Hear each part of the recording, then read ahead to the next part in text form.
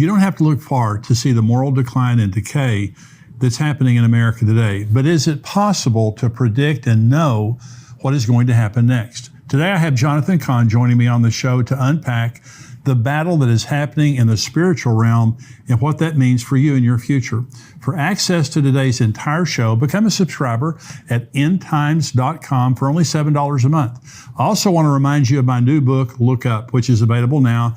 Just visit the link below to purchase it. I'm Jimmy Evans. Welcome to the Tipping Point Show.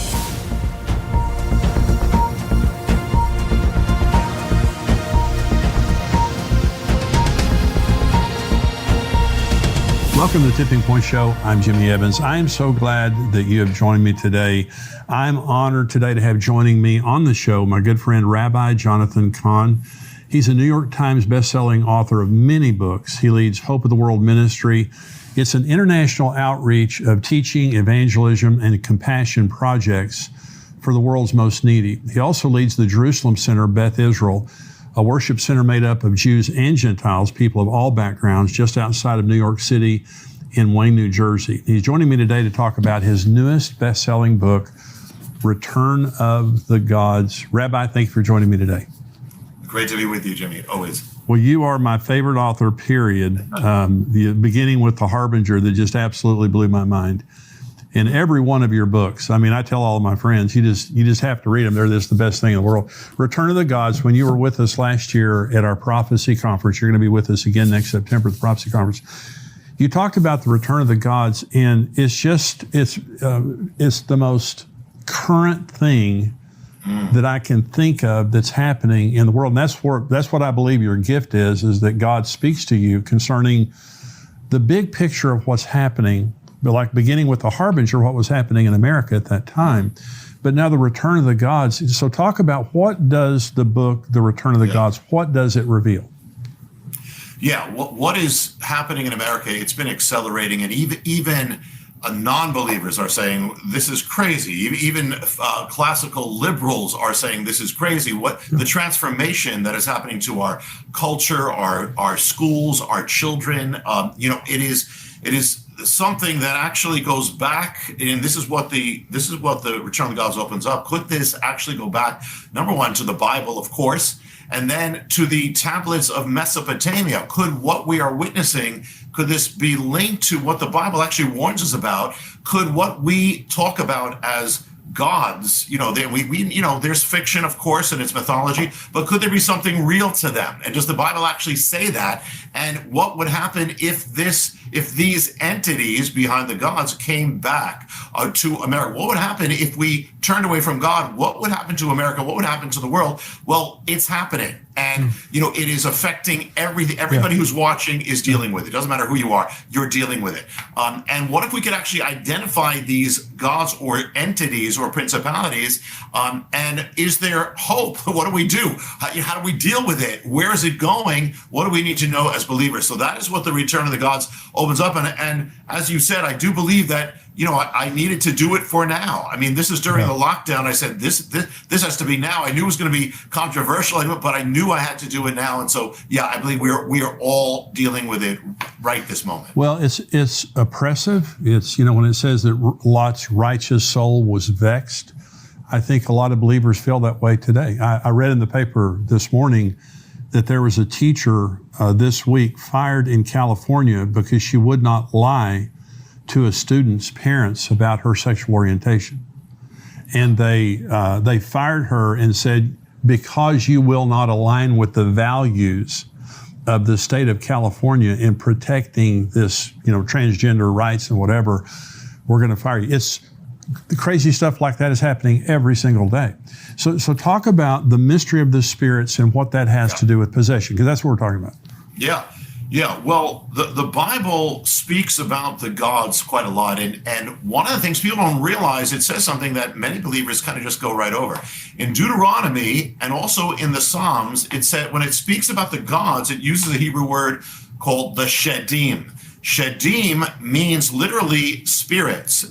So when they were worshiping the gods, they're actually worshiping or serving the Shedim, spirits this is with will, with volition, with consciousness. That's what it's saying. Behind the gods were actually spirits. Now, when this was translated into Greek and went into the New Testament, the word for shedim was daimonia. We get the word demon from it, demonic from it. So when Paul says the pagan world, they're worshiping, the demonic, the daimonia, it's saying that it's not just mythology, that behind it there are dark spirits. And you think, like, what would the Bible says, it speaks about the reality of this. We ignore it at our peril.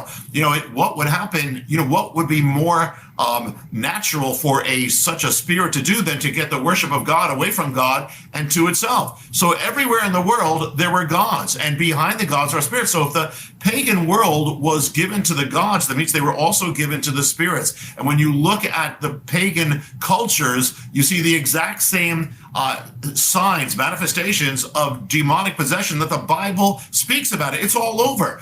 But then something happened, and what happened was Jesus happened, and what happened was the gospel went into the world, and so what happened? So when you look at the first centuries and you look at the book of Acts, you see it's a clash. It's a clash of spirits.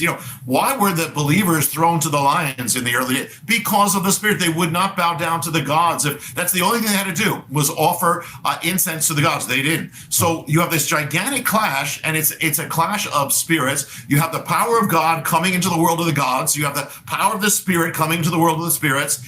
And in the end, of course, it prevails. And so monotheism prevails. The gods are on their way out. You have the shrines of Dionysus are abandoned. The temples of Zeus are empty. But the thing is, if behind the gods were spirits, then it wasn't just the ending of worship of these gods. It was a mass exorcism. It was Western civilization was exorcised. We have to. This is one of the most important things we can understand. That's what made the West different. It was unlike the other cultures, exorcised. So, but here's the thing. What happens, because the gods, behind the gods are spirits. Spirits don't die. So that means there's a warning that they can come back. And actually, the warning comes from Jesus, and actually a parable that people don't realize is actually a prophetic warning. Man, well, I've heard you say before about this mass exorcism of the West. We take that for granted. But what's really happening now is we're seeing the repossession of the West in America now on was it the Grammys or the Oscars a couple of weeks ago? Sam Smith, the singer, dressed up like the devil, and they were, singing this song about evil and all those kinds of things like that. It's becoming more and more blatant.